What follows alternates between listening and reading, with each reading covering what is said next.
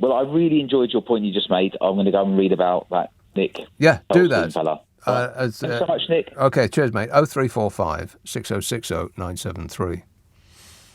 Pat tweets about the poll that I read out the statistics from earlier on that suggests that if a general election was held right now, every single Tory MP in London would lose their seat, including... Yeah.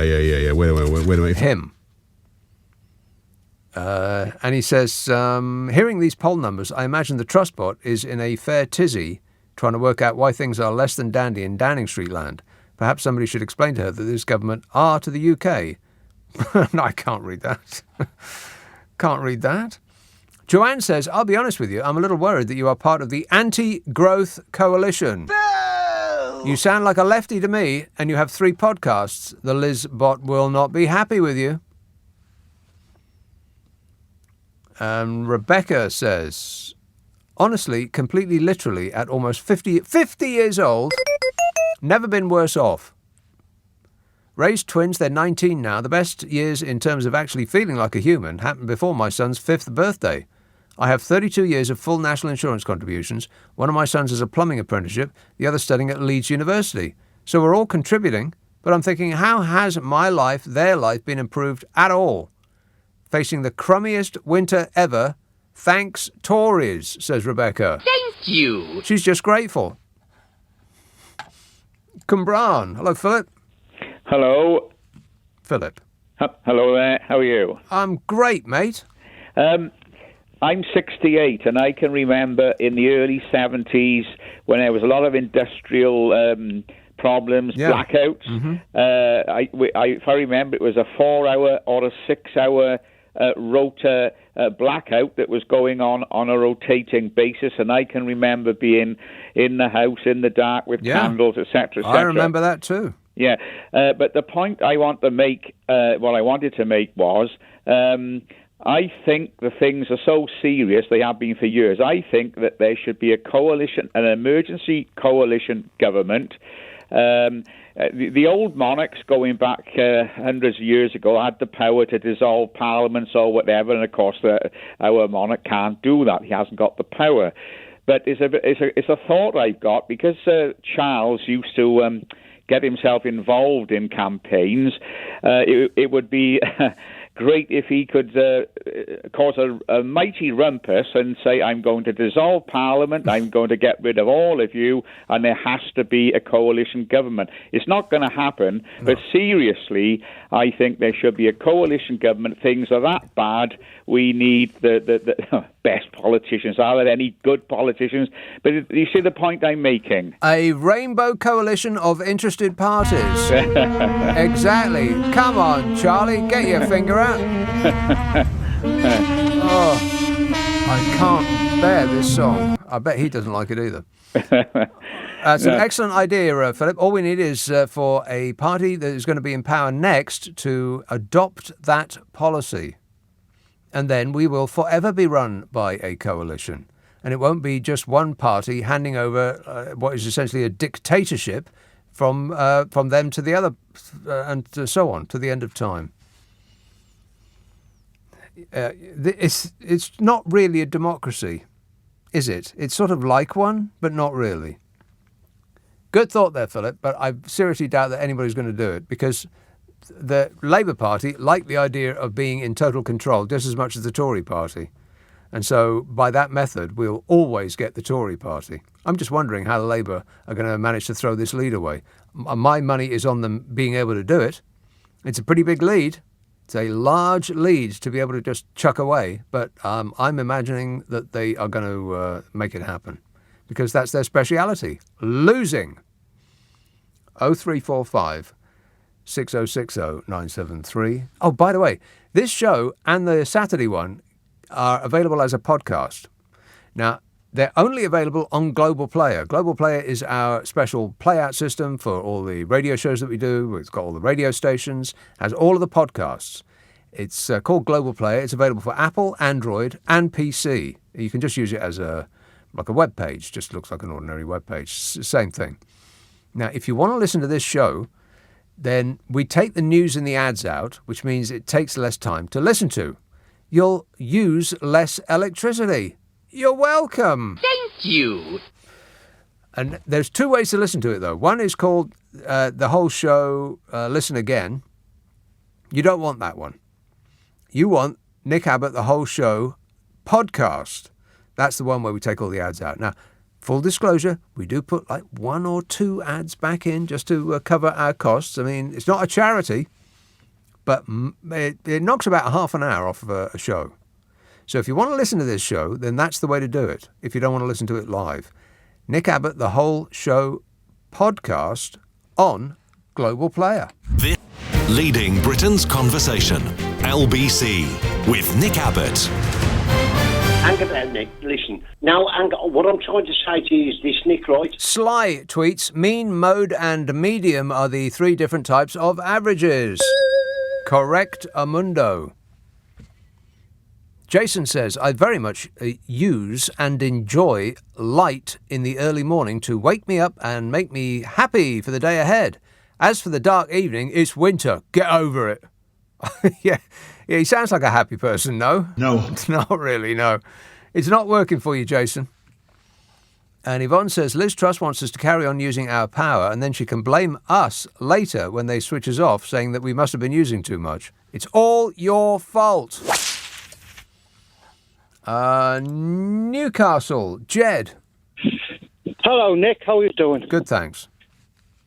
I've peeked behind the curtain and I've seen the plan to sell all these rolling blackouts that we're going to be facing. Mm-hmm. It's a trip back down memory lane. Bit nostalgia for you. Yeah. Back to the 70s. Bit racism, sexism. Let's tell Bernard Manning jokes around the candle. That's right. Working the days when we used to dream of throwing off that European yoke. Mm-hmm. Where dead bodies were piling up in the road and rubbish wasn't collected and everybody was out on strike and nothing worked and cars were burnt out wrecks in the road outside your house. You know, the good old days. The 70s. And now we can sit around and talk about Brexit opportunities in the cold and the dark. Yeah. And how it's just going to be brilliant. The clothes will be better, the hairstyles will be better, but the music is much worse. Rock and roll! Much worse. I've got a little theory about what Liz Truss is all about and who she is and why I try and explain some of her actions. Okay. It's just a way to wind up our lefty parents and all them lefty comprehensive teachers I had. And it's just a way to absolutely done with them. I think that you might have something there. I think that the things that she says are intended to wind people up. Like to actually have the nerve to say that she doesn't want to take advice from, what was the phrase that she used? It's like lefty think tanks. What was the phrase that she used? I'll have to get this right. I'll have to look it up. But she, a person who is practically being dictated to by right-wing think tanks is criticising left-wing think tanks. Now, right-wing think tanks are funded by a very few number of billionaires. Left-wing think tanks are funded by, well, it's the same as the Labour Party versus the Conservative Party. Who funds the Conservative Party? Well, it's like about a dozen people. And they're in property, they're in oil, that's about it. Hedge funds, of course, banks, you know, those people. The Labour Party, on the other hand, is funded by millions of people who pay a small amount, as opposed to a handful of people who pay hundreds of thousands, if not millions of pounds. Now, which do you think has the best interests of the majority at heart? Select. Thanks, Jed. 0345 6060 973. Johnny says, on a serious note, have you watched the Labour Files documentary yet? No. I'm not going to watch that any more than I'm going to watch that thing about Boris Johnson doing, Kenneth Branagh as Boris Johnson. Why would anybody want to watch that? Do I want to watch that? No. No. I didn't want to watch him in real life. Never mind about somebody pretending to be him, just moments after the events that they're depicting. Of course I don't want to watch that. I bet the audience for that is about 0. Why would they make that now? Who wants to watch Boris Johnson fumble his way through the COVID crisis?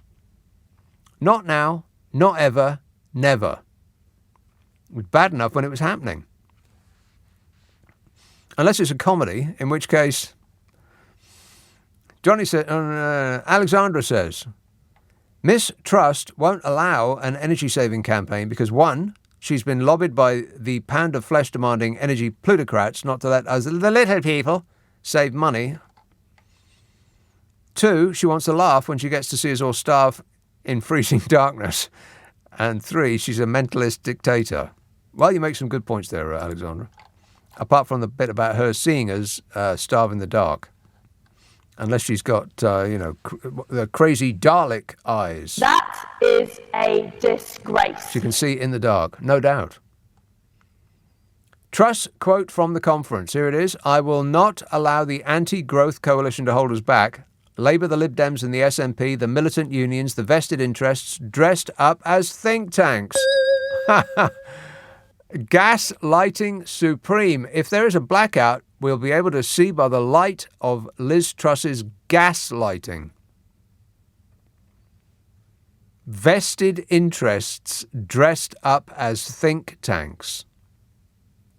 It's also, what would Donald Trump do? Accuse the other side of that which you are guilty. I will not allow the anti-growth coalition to hold us back. This is a woman who's lost this country in one short month, £300 billion. And that ain't me saying it. I've got the full details. I'll lay them off on you if you insist. It's Bloomberg. Liz Truss's government has been in power for about a month, and they've only been doing anything for a couple of weeks, because half of that month was the Queen's funeral. Liz Truss's government has seen £300 billion wiped from the combined value of the nation's stock and bond markets in about 2 weeks. £300 billion. She's not against the anti-growth people. She is the anti-growth people. Like I said, it is all so what would Donald Trump do? Believe him. Believe me. Believe me. Believe me. Believe me. Believe me. Believe me. Believe me. Okay. And if there's one thing we can agree on... And it's a disgrace. It's frankly a real disgrace. It's a disgrace. It's a disgrace. 0345 6060 973. Text 84850. Email nick@lbc.co.uk. If you're on Twitter, it's @LBC. Friday, Saturday, Sunday night at 10. Nick Abbot, LBC.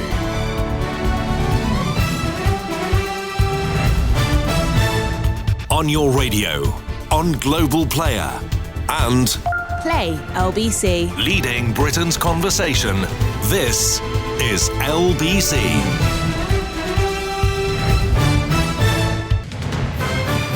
This is LBC from Global, leading Britain's conversation with Nick Abbot.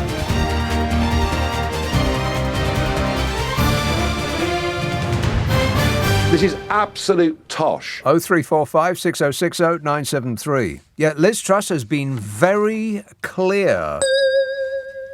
She's been very clear that she just fired somebody who may or may not have done something that he shouldn't have oughta. We don't know yet, but Liz Truss has acted decisively and robustly. Affirmative. She's been very clear about her robustness. On the other hand, Liz Truss has cost us £300 billion in about 2 weeks. Is she going to fire herself? Well, let's just assume the answer is no. She looks in the mirror and... I mean, what must go through her brain? I mean, really. Practically perfect in every way. This is Bloomberg. A wild first month for Liz Truss's government has seen at least £300 billion wiped from the combined value of the nation's stock and bond markets. Well, now, much of this is really dull finance speak, which I won't bore you with. Boring! Too late. While assets globally have been roiled by central bank efforts to tame surging inflation, confidence in the UK has been shaken. The September sell-off on concerns about the Truss's government's tax cuts saw the pound hit a record low against the dollar, intervention by the Bank of England, and a humiliating government climb down amid questions over credibility.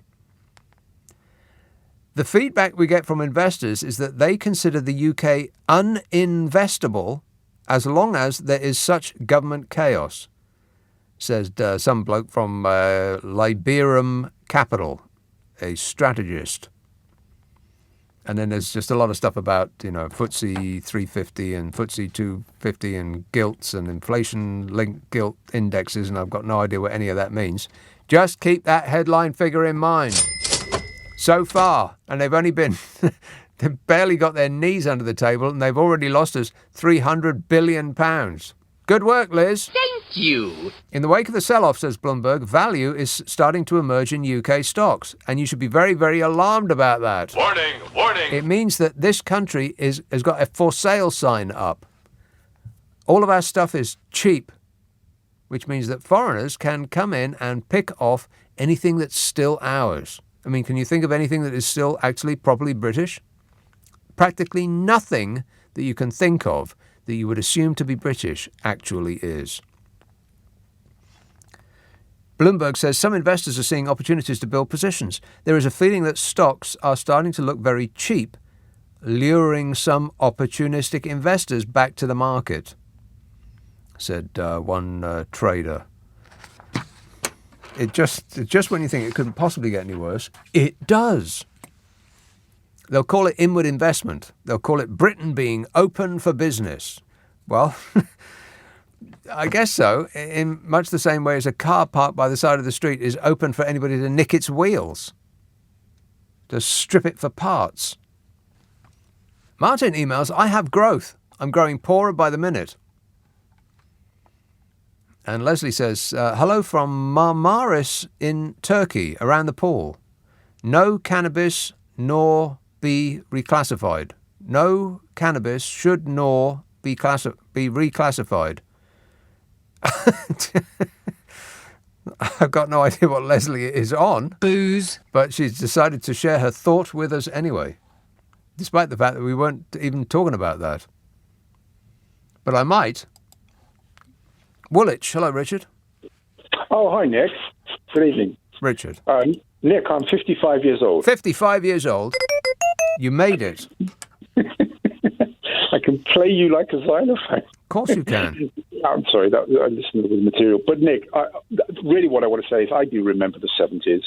And this image that I have of the 70s was my granddad on the kitchen table who was dead, and we couldn't bury him. Oh. Yeah. Your granddad on the... Wait a minute, on the kitchen table? Exactly. Is that sanitary? Well, that was the 70s. Well, yeah, we didn't really do health and safety in the 70s, did we? No, and yet we all survived, or at least those of us that survived, and that's a fact. Oh, you're beginning to sound one of those Tory people that interviewed outside the conference now, because that's all they were banging on all week about the good old days when, they were so tough and they had it hard. I mean, that stuff made me vomit, really, listening to all of that. I like the running interviews with hapless Tories trying to avoid questions, but unfortunately they had such a long walk until they reached safety that they couldn't do anything but just grin and bear it as they were being pelted by very excellent questions by the likes of Femi and so on. Unless you were Rees-Mogg, where you actually, I think, went out of your way to go on one of those walks. Yeah, I think that we are being gaslit big time. Yeah. They wake up in the morning and they think, what can we do to them today? And that for me gets onto the thing that has really made me wild all week, which is this idea of anti-growth. The concept itself is a nonsense, but I'm a small business person, and I work really hard around productivity and growth, and I work hard for clients to have this, and yet I don't agree with Truss's economics, and it seems what you exposed tonight, many other people don't, and the idea that she got it from some misreading of an economist anyway. And it just kind of... really, it just about puts the tin hat on it, don't it? It really did. I mean, that was shock horror stuff for me. She's getting her ideas from a book she didn't understand. Yeah, exactly. and so, but the fact that we criticise her makes us anti-growth. Oh, and sexist. Don't forget the sexist part. You're going to have to explain that one. I don't get that one. Well, no, neither do I. Well, she's a woman, apparently. If you say anything bad about Liz Truss, then you are being sexist. You are guilty of sexism. Boo! So we're getting into Orwellian territory now, aren't we? So are you kidding? We're in there already. We're up to our eyeballs. Yeah, exactly. So I just thought, it made me so angry that she was telling me that because I didn't subscribe to her very weird and I think very contrived ideas around economics, that I'm anti-growth. She has got no idea what she's talking about. I mean, the fellow that wrote the book that she's basing her ideas on actually had to come into the public sphere and say, I cannot believe that this woman has misunderstood my book. I mean, it seems fairly clear to him that he was ripping apart this trickle-down economics theory that has never worked anywhere it's ever been tried. But she didn't. She read all that and leapt to the wrong conclusion, and that's why we're being dragged down this path. It's just incredible. Yeah, completely. And you know what? As a small business person, she sat there and she said, I'm on your side. Yeah. And yet there are three things, Brexit, IR35, and I didn't get any support during the pandemic, where basically I felt I was just, the forgotten generation, the forgotten person in the whole growth economics of Britain, Well, that would only make sense if their plan was to actually grow the country rather than to strip it of all things that are valuable and then make haste their escape. Bingo. Singapore by the Thames. Exactly. We've been saying it for years. Yeah. Exactly. Everything that they're saying is the opposite of where they're leading us. High wage economy. The moment you ask for a higher wage, you are a lefty militant enemy of the people. And yet they keep saying that that's what they're intending for, is a high wage, high skill economy.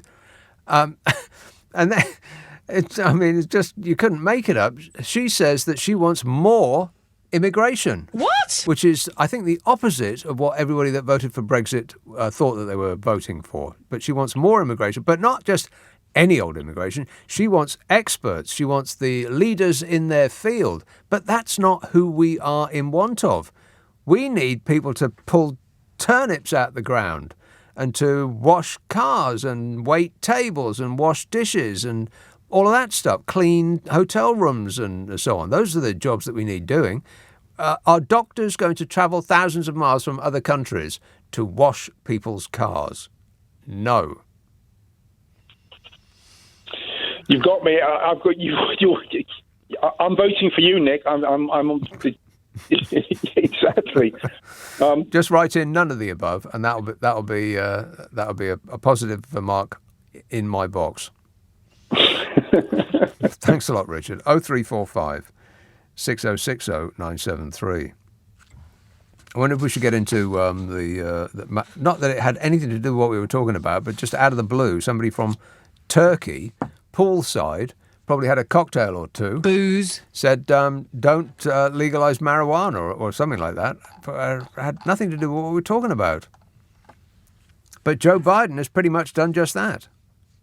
Not exactly precisely what I've just described, but, he's taken a massive leap along that road. I may talk about that in a minute. in a minute.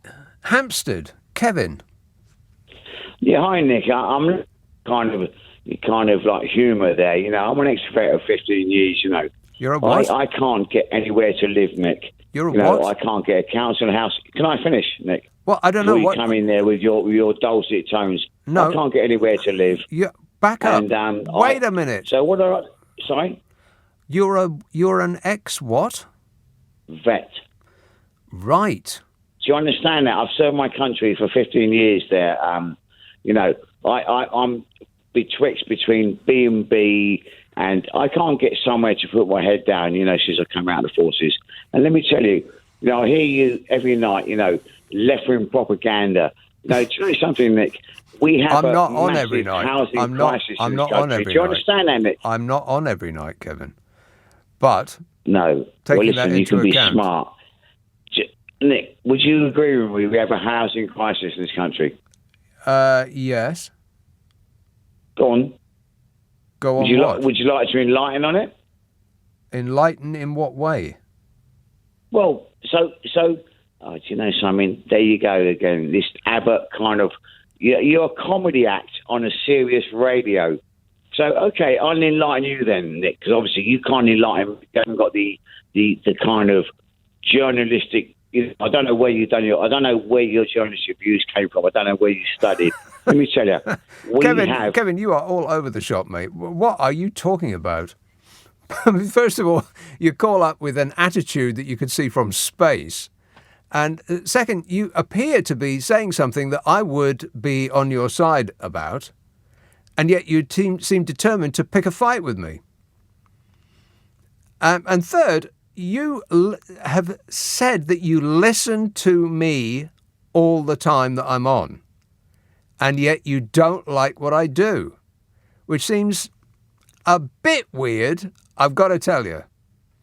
I mean, if I didn't like somebody on the radio, I would simply not listen to them. But that's me. You've chosen another path, Kevin. And I wish you all the best. 0345 6060 973. Just when you think that everything is going smoothly, a bump in the road.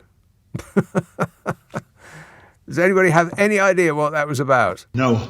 0345 6060 973. You can text 84850. Email nick@lbc.co.uk. And if you're on Twitter, it's @LBC. Friday, Saturday, Sunday night at 10. Nick Abbott, LBC. Nick Abbott on LBC. Call 0345 6060 973. Would you mind telling me what this is all about? Honestly, dear, I have no idea. Brad emails, Nick, mate, you already ripping, spelt wrong, Liz, spelt wrong, and Tories, spelt wrong, apart, ink not even dried, spelt wrong, on her contract, and not giving, spelt wrong, her a chance. They have a clear mandate from the general, spelt wrong, public to cut taxes, make us better off. What would LIBOR do? And it goes on like that for quite some while. And it continues to not make sense. I have never seen so much squiggly red under misspelt words in such a short space. That's amazing. You're a very special person, Brad. Don't let anybody tell you otherwise. You're not related to that last bloke by any chance, are you? Mike text. Let's see what this one's like. I was actually a bit sad when Bodger got voted out, says Mike, thinking that your brilliant Friday and Saturday night shows would lose something. I needn't have worried. What with not very trustworthy and Chancellor QWERTY keyboard. How come I haven't thought of that one before? QWERTY keyboard. The both of them tanking our economy, almost ruining the pensions of millions of UK residents and putting homeowners under severe mortgage pressures. All this they've achieved inside a month. They've claimed that they get it and they've listened. Couldn't they have just said, sorry, we got it wrong? What a way to run a country, eh, says Mike. I couldn't agree more. I couldn't have said it better myself. In fact, I probably did say it better the exact same way over and over again. David says, spare a thought for us here in Inverness where it'll be dark until 10 a.m. in December if we didn't put the clocks back. I don't care, David. How many people live in Inverness? I'll tell you, 6. Now, even if that's not true, it doesn't prevent it from being a fact. 6 people live in Inverness. We've got 10 million people living in London alone. That's twice as many people live in the entirety of Scotland. Now, I love Scotland. I was born, no, I wasn't born there, but I went to school there. I have strong links to Scotland. But a few farmers in the north of Scotland should not dictate to the rest of the nation what time it gets dark. That's ridiculous. It would be undeniably popular if Liz Truss did that. All she'd have to do to go for growth and to save an enormous amount of money on the energy that we use is to not put the clocks back. I mean, I think the EU is either doing it this year or they've penciled it in for next year or something like that. But they're actually considering doing it, whereas we're not considering it. It's just, why? Why? The number of people that would benefit from an extra hour of light in the afternoon when you can use it, as opposed to an extra hour of light in the morning when you can't, is beyond counting. You can't use an extra hour of light in the morning. What are you going to do with it? Brush your teeth in the bright sunshine of daytime? You're getting ready to go to work. You're getting ready to go to school. There's nothing you can do with an extra hour of light in the morning. So what that it's dark? Who cares? In the evening, lighter. That's when you can use the extra hour. You get home from work or you leave work, you can go straight outside. You can go running. You can go stand outside a pub, have some refreshment. Booze. Anything you like. It makes all the sense in the world. Just leave the clocks where they are. Christine emails, I have the flu and I was feeling miserable. Oh, really? Stop whining. But you've made me laugh. The first caller was just hysterical. I have got a stomach ache from laughing so much, says Christine. Whinging and whining and moaning. Helen says, oh my God, the smiling thing of both Truss and the Chancellor could be the fantasies that I read narcissists sit around doing.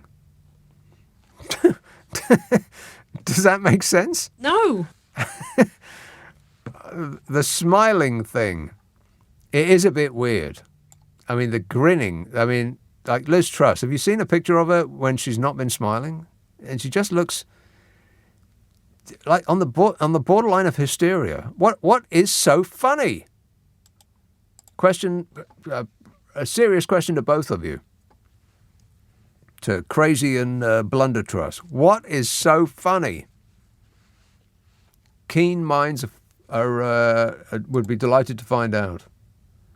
Ealing. Hello, John. Hey, Nick. John. I'm just wondering, do you think you're being targeted in some way? Because that guy that claimed to be in the army, it doesn't ring true to me. Because from what I know and the people I know, it's like that's not the way a military person speaks. And to find time to actually try to target you and say the abusive kind of tones and the way he was being kind of aggressive. To me, that's kind of like somebody that's got at the end of his rope and he's just like looking to pick a fight with anybody that passes by. Yeah. Yeah, and so I don't know whether because then you had the other call afterwards. I don't know whether there's some kind of a right wing thing where people are just trying to target your program, but just well, they're going to have to do better than that. I know you can handle it, but it just annoys me because it's like anyone who's ever served or done anything. That doesn't represent a soldier. It doesn't represent anybody really. The way he's speaking, it's just like Well, you know what? I got that maybe he was the real thing. He was maybe confused. I am not the enemy. Not of course him, you're not. Not the people like that. In fact, of all the people on the air, I would be among the few people that would actually be on his side. No, I understand as I would be, but the way he spoke, he was just looking for some kind of a... Well, what was really bizarre... he was looking for a fight. But what was really bizarre was that he said that he listened to me all the time. Why would anybody listen to somebody if they don't like what they say? And the thing is, he thought you were on every day. Yeah. And it's like you're on, if we're lucky, you're on every day. But generally, it's Friday, Saturday, and Sunday. Friday, Saturday, Sunday. Correctamundo, yeah. Plus, anytime you like on the podcasts, global player. That's it. Yeah. and save electricity too. That's right. But honestly, just keep an eye out for it, because I don't like the undertone of it. No, anyway. I'm not that keen on the undertones either. I mean, that one that everybody plays all the time, that was okay. Like, My Perfect Jimmy. Cousin. Jimmy. No, My Perfect Cousin and the other one. What was John Peel's favourite song? What was John Peel's favourite song? Oh, God, Teenage Kicks. Teenage Kicks, that's right. Oh, I miss John Peel. My God. I guess so.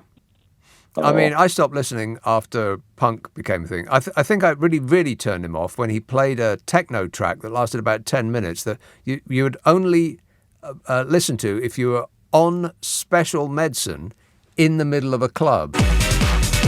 And it didn't change over the course of the 10 minutes, and he played it with the reverence that would normally be accorded to a track by well, he used to play stuff like Genesis and Pink Floyd. No, but I tell you what, I used to like it when he used to play Captain Beefheart. And I used to like it when he played that Scottish poet. Oh, God, yeah. Whose name just escapes me. I know, he's gone out of my mind. But bearing in mind, I've got long COVID. I'm starting to lose, sentences. That's not long COVID. That's a long age, that is. Yeah, I should think so. Yeah. All right, thanks a lot, John. Cheers, mate, for wandering us down memory lane.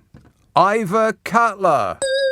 I cannot believe I've just plucked that name out of the air. Ivor Cutler. 0345 6060 973. Russ says, regarding trickle down, a rising tide lifts all boats that have owners rich enough to maintain them. Yeah, that's right. David emails, it's obvious that you hate the Conservatives, but can you at least attempt to report the truth rather than to continuously spew out headline-grabbing sound bites followed by Liz Truss? Huh? Headline-grabbing sound bites followed by Liz Truss. I am reporting the truth. It's just that you can't handle the truth.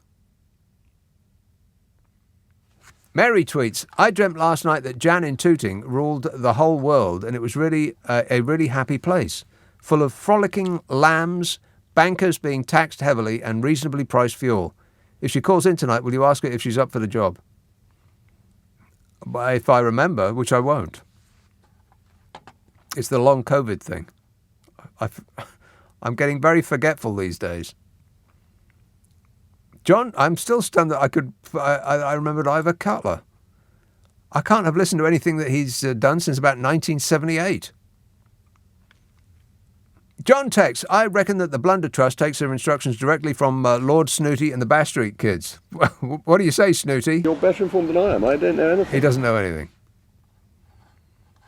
And Nick says, Mrs. Truss may as well call the removers to start packing up the flat in Downing Street. Mind you, with the energy bills skyrocketing, she better move to a house full of solar panels in the middle of the Sahara. I don't think, as a country, we have full confidence in our new leader. Not full, total and complete confidence. But I've still got people who are writing in saying, oh, leave her alone. She's doing her best. And I'm not making that up either. Furious people calling in saying, oh, give her a chance. In 2 weeks, she's cost the country £300 billion, and you want us to give her a chance. 0345 6060 973. Text 84850. Email nicka@lbc.co.uk. If you're on Twitter, it's @LBC. Friday, Saturday, Sunday night at 10, Nick Abbott, LBC. This is LBC with Nick Abbott. Hi, honey. How are you? I'm super. Thanks for asking. Mark texts, growth, growth, growth. If you want growth, Nick, join the single market. Growth overnight. Correctamundo. And James says, surely the anti-growth coalition is anyone who voted for Brexit. Also completely correct in every respect. And finally, for the moment, Lucy texts, could Liz Truss benefit from using a thesaurus? Why, yes, she could. I have been very unmistakable, unequivocal, unambiguous, transparent, straightforward, simple, sharp, precise, obvious, explicit, evident, distinct, definite, coherent, or clear. Pick one. Cheem. Sue. Hello, Nick. Sue. What I'd like to say is that politics seems to be the only area of employment where you can commit the equivalent of treason, grand larceny and homicide and skip off down the road with a wheelbarrow full of cash and no consequences. And so why wouldn't they? Right. We need to have consequences to the elections. They should all be in prison. They should be in prison. Definitely. Yeah. No, you're completely right. I can't think of any other avenue of employment where you could kill hundreds of thousands of people, or the consequences of your actions would kill hundreds of thousands of people, and you'd actually get a pay rise, a funny name, and a badge. Exactly. It's like living in some sort of alternate reality, because it certainly isn't the real world as far as it used to be in my experience, but it certainly is what we're experiencing now. I know. It's as though we went to sleep and then woke up and somebody'd switched our world with another one, a worse one, run by dystopian idiots. Yeah. Have a good evening. All right. Thanks a lot, Sue. I'll try. But it's not easy having a good evening these days.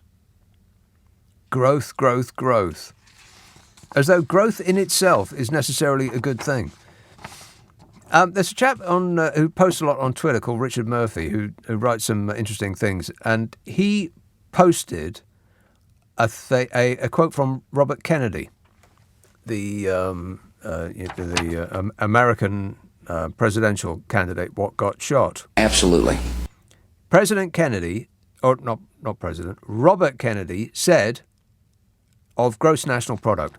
Now, gross national product is the way that governments measure growth, and that's what Liz Truss is talking about. The amount of money that we make as a nation, if that increases, by her reckoning, we all get better off. Now, that ain't necessarily so, but it's just the way that it's measured in the first place also sort of puts the kibosh on the very idea that it's a good measure for anything, really. I mean, what is the point of acquiring more money if you don't actually enjoy life while you're doing it? Because you don't get to do it again. You don't get to acquire a lot of money and then redo your time. There's not an amount of that you can put in a bank that gets you to go back in time to when you were young and your knees worked again. You only get to go around once. So happiness should be your goal. This is what Robert Kennedy said on gross national product. Gross national product counts air pollution and cigarette advertising and ambulances to clear our highways of carnage. It counts special locks for our doors and the jails for people who break them. It counts the destruction of the redwood and the loss of our natural wonder in chaotic sprawl.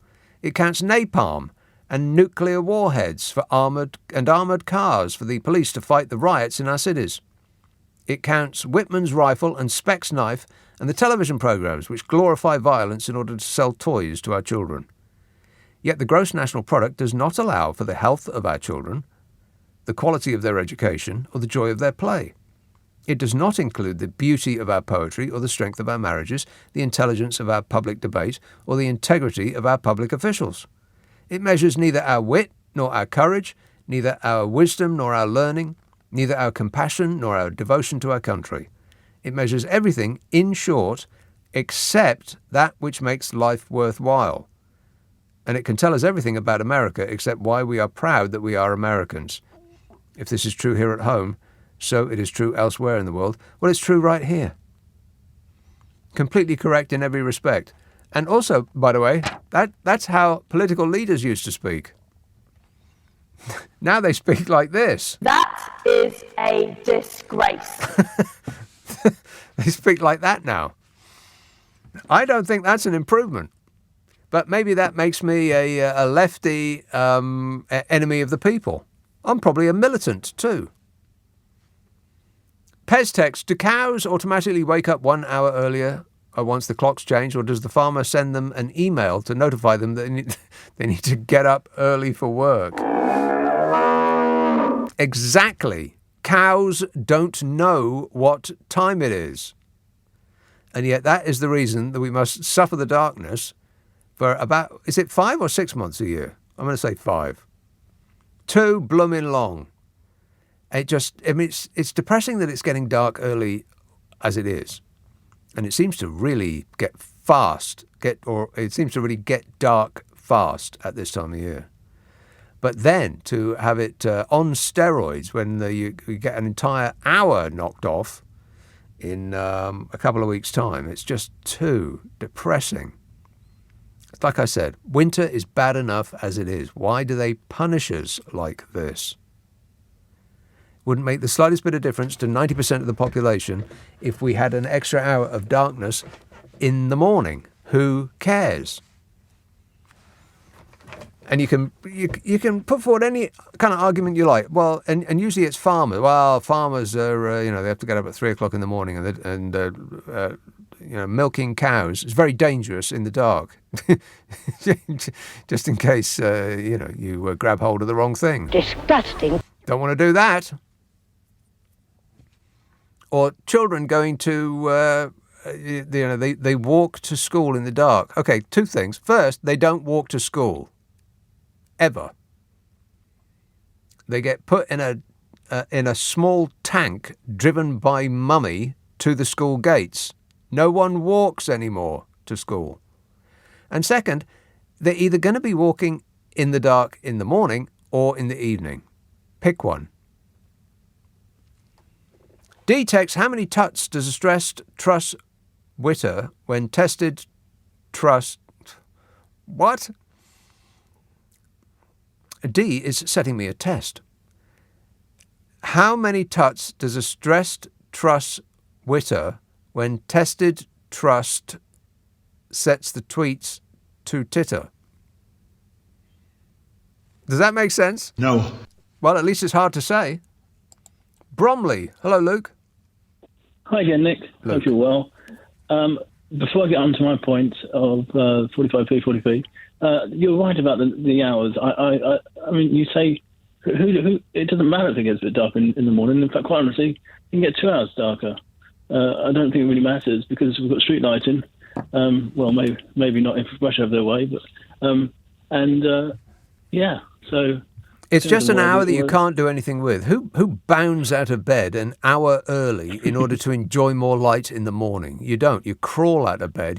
Every fibre of your being wanting you to stay in bed and grab more sleep. And so you're rubbing the sleep out of your eyes as you're stumbling about the bathroom. It doesn't matter whether it's light out or light outside or not. But in the evening, you can do no end of things with an extra hour of light. You could tend your allotment. You could go running. You could walk the dog. Restaurants, eating out. Yeah, exactly. I've been to Lapland, and there when I went at the time, it was like there was only about half an hour to an hour darkness every night, right. and that's quite surreal. Well, I don't think I'd like that.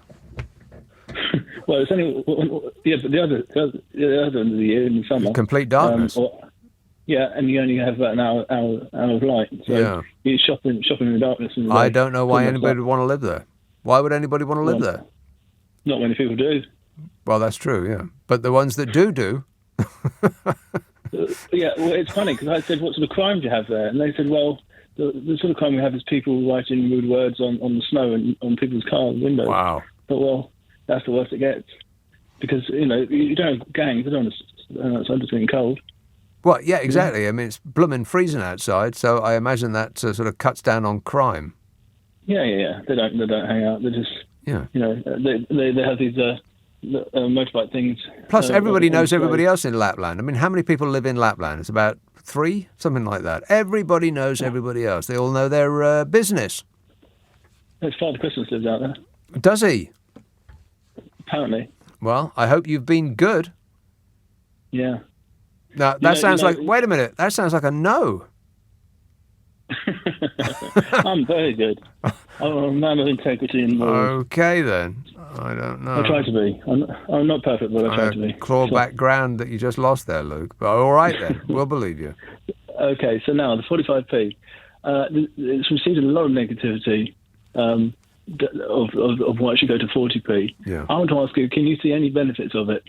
And I mean, for the average person who wouldn't actually see it, do you think there are any benefits? Well, any benefits of cancelling it or having it? Of having it. Can I see any benefits of having a 45p tax rate for everything that you earn above £150,000? Is that what you're asking me? Yes, because I can, so I'm interested to see if you can. Can I think of any benefits for having that tax rate? For the people who don't earn it? Well, yeah, because it would bring in more taxes to spend on the services that people that don't earn it would perhaps need. Yeah. It's received a lot of criticism. And yeah, it was actually one of the smallest parts of the budget. Yeah, it makes almost no difference whatsoever to the enormous amount of money that they are. Well, I was going to say gambling, but it's not really a gamble because they can't possibly believe still, after all the evidence, that trickle-down economics doesn't work. Yeah. So it's not really a gamble. They're just chucking our money away. Well, does it not work? Because, I mean, I work in construction. I'm the smaller end. I'm one of the contractors, if you like, in terms of the company itself. Cleaning company, basically. And so I'm talking to like big developers, and yes, they make the multi-millions and things, and we make the thousands. Yeah. But if they didn't make those decisions, the amount of people, I mean, I take on, I help lots of mothers back into work and things. That wouldn't happen if these big guys didn't make those big decisions and the big deals all over London, where we're based.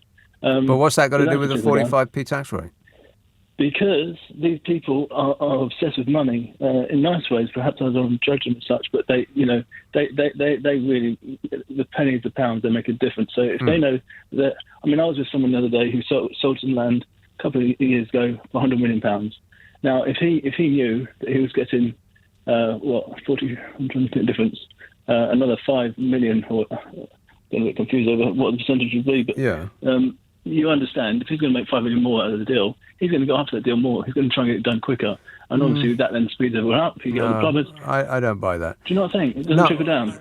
It doesn't trickle down. Trickle-down economics has never worked anywhere it's ever been tried. Here's the reason why. Okay. People will not stop trying to avoid tax if it is a reduced amount. It's not the level of taxation, it's the amount of money it's levied on. If you earn £10 million a year, but the tax rate is a mere 10%, you'd think, well, 10%, that's great. Everybody would be happy to pay 10%, but no, they won't, because if you earn 10 million a year, that's £1 million in tax. They are going to do everything in their power to avoid paying that. And you're right. Yeah. The richer people get, the more obsessed they are with keeping it. It's really weird. It's like the smell of money must do things to people's brains. The more they have, the more desperate they are to cling on to every last penny of it. One thing I've noticed from these people is that there's never enough money. They always want more money. It becomes a game of making money. Yeah. Once you've got millions, I mean, I presume there's not much more that you need in life, except more millions. Right. And then you're in a new category, and you're up against other multimillionaires. Correct. More than them. Yes. Yeah. And it doesn't stop. It doesn't stop with millions either. Billions. It's still the case with billions, because if you've got a 100-foot yacht and you've parked it off the coast of the south of France, then somebody with an even bigger yacht is going to come and park in front of your Sunset. And I must admit, and I know it's only probably poor people that say this, but they don't seem any happier, do they? Exactly. Precisely right. Yes. Happiness. HAPPY-ness. That should be the goal. Not this demented chasing after cash for its own sake. Here's how out of whack life is. We spend almost all of our waking hours doing something we don't want to do for people that don't appreciate us or pay us enough in order to pay the bills on the credit cards that we've racked up buying stuff we don't need. Tell me that's not a life out of balance. The whole world's gone insane. Thanks, Luke. 0345 6060 973. Friday, Saturday, Sunday night at 10. Nick Abbott, LBC. This is LBC with Nick Abbott. Call 0345 6060 973. Tweet at LBC. Text 84850. Come on, we're running late. 0345 6060 973. Les texts, I think that you, he says, I think you should run for PM as you are doing your best. I always do my best to do my best.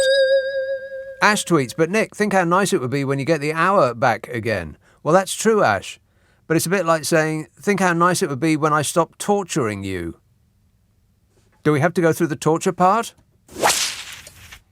And Phil says, why don't they put a load of solar panels in the Sahara Desert to generate the world's energy needs? I have seen curved, movable mirrors that can focus the sun's heat into a boiler type thing.